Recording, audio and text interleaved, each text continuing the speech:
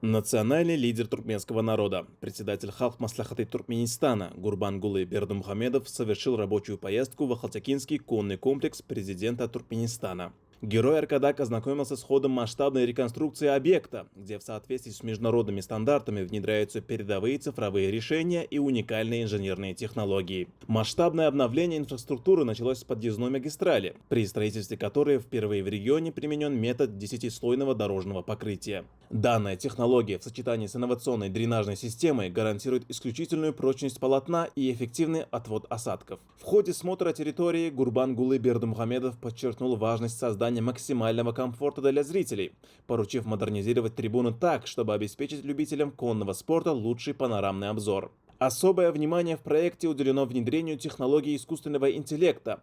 В умных конюшнях комплекса процессы вентиляции, кормления и поения полностью автоматизированы. Инновационная система мониторинга с помощью цифровых датчиков позволит в режиме реального времени отслеживать состояние здоровья скакунов, аккумулируя все данные в едином цифровом центре комплекса. Технологическое переоснащение коснулось и тренировочных площадок.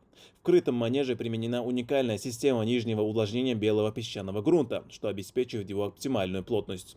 Для безопасности небесных коней все ограждения манежа обшиваются специальными эластичными материалами, предотвращающими травмирование ног. Как отметил национальный лидер туркменского народа, использование лучших мировых практик и цифровых технологий позволит поднять коневодческую отрасль страны на качественно новый уровень развития.